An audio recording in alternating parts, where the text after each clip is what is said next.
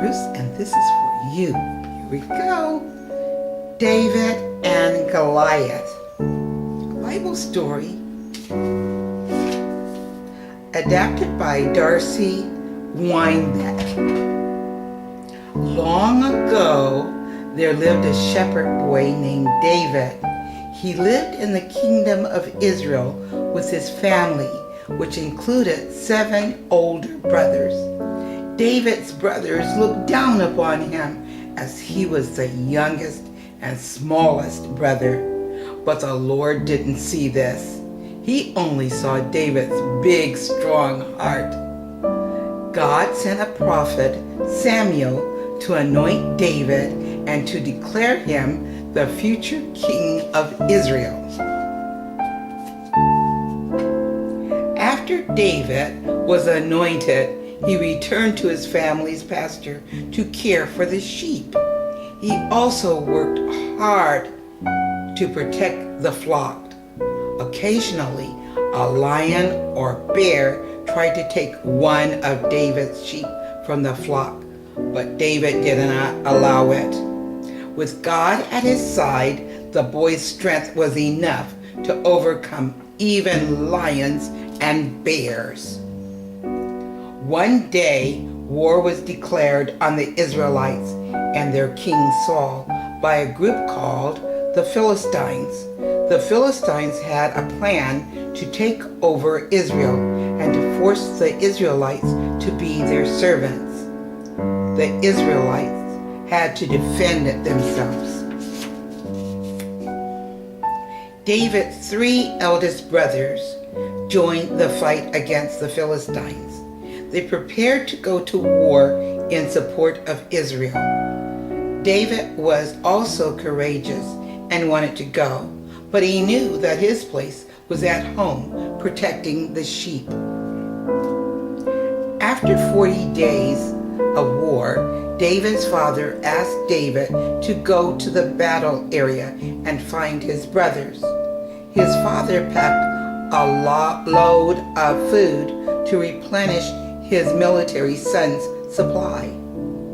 David agreed to go on the journey.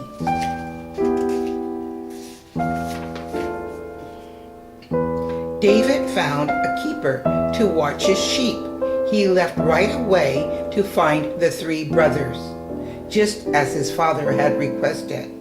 It was a long, hot walk, but he knew that seeing his brothers again would be worth it. When David found the Israelite battle camp, he was surprised to see the number of tents and soldiers. He became aware of the great size of the battle and wished that he could help in some way. David realized that the one way that he could help was by fulfilling his dad's wish. He needed to find his brothers and give them the load of food. Thankfully, another soldier was able to direct David to his brother's tent. The 3 eldest brothers greeted David. David gave them the food their father sent. The sight of the food seemed to overwhelm the brothers. They had been hungry for a very long time. Sound of chaos outside the tent interrupted the brotherly reunion. All 4 brothers rushed out of the tent to see what was happening. They were surprised to find a looming shadow of a giant standing in opposition. The 3 brothers were terrified because they knew who was creating the shadow. It was the giant Philistine Goliath. He was over 9 feet tall. The ground shook as Goliath stepped forward and shouted, "Who among you dare to fight me? We will only stop this war when I am defeated." David watched as many as the Israelites soldiers fled. But David stood up straight, his 3 brothers at his side. Who is going to stop that beast? David asked his brothers as he watched the giant continue to prod the crowd. No one, they replied, for the brothers knew that no normal-sized man could conquer him. What the three oldest brothers did not know was there was someone present who was not of normal size. His body was actually quite small, but his heart was gigantic. He had the courage of no other. The three brothers looked at David watching Goliath, and they suddenly became worried. David started to step toward Goliath, but his brothers stopped him. "He will kill you," one brother pleaded. David replied, "But I have God on my side, and he gives me the courage and the wisdom to defeat this beast." He knew that he was the only one that could defeat Goliath. Soldiers overheard David talking with his brothers and went to and told the king of Israel the news. King Saul could not believe what he was hearing. Could it be that there was a soul brave enough to fight Goliath? If someone could actually beat Goliath, the Israelites would be free from this war. King Saul watched the soldiers bring David to him. Saul was surprised to see a mere boy standing in front of him instead of a strong man. "I cannot allow you to fight Goliath," Saul said to David. David responded, "But you are not sending just me. You are sending the strength of God with me. He gave me the strength to defeat lions and bears. This Goliath is no match for the Lord." King Saul listened to David's words and believed that it might be possible for the young boy to conquer the giant. King Saul offered David armor and a sword to defeat Goliath. "I will pray for God to be with you."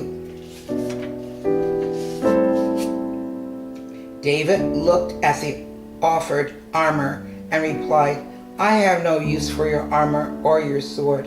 I have my slingshot, and I have God with me always. He is more weapon than any man needs against an evil like Goliath." Saul's soldiers were surprised by David's confidence.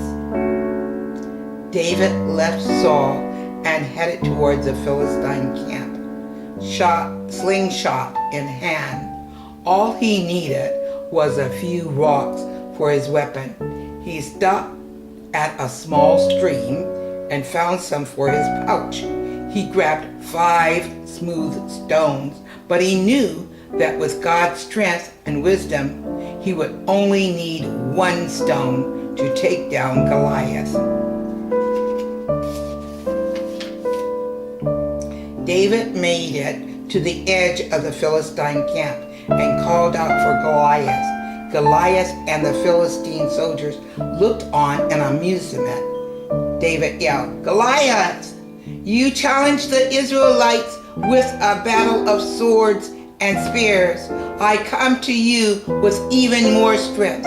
I come to you in the name of the Lord, the God of the armies of Israel."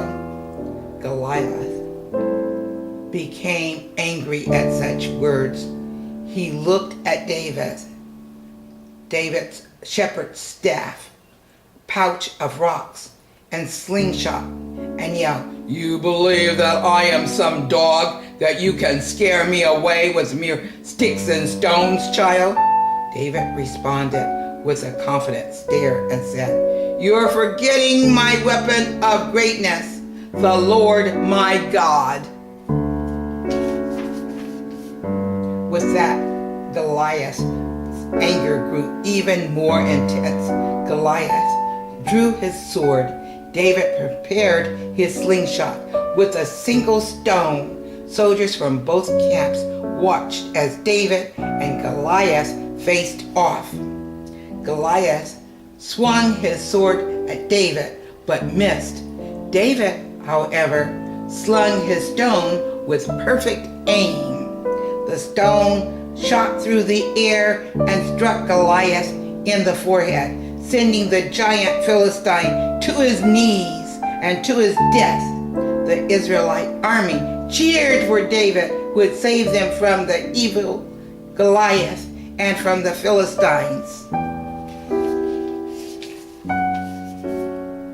David returned to his home, and eventually he became king of Israel, just as the prophet Samuel had declared.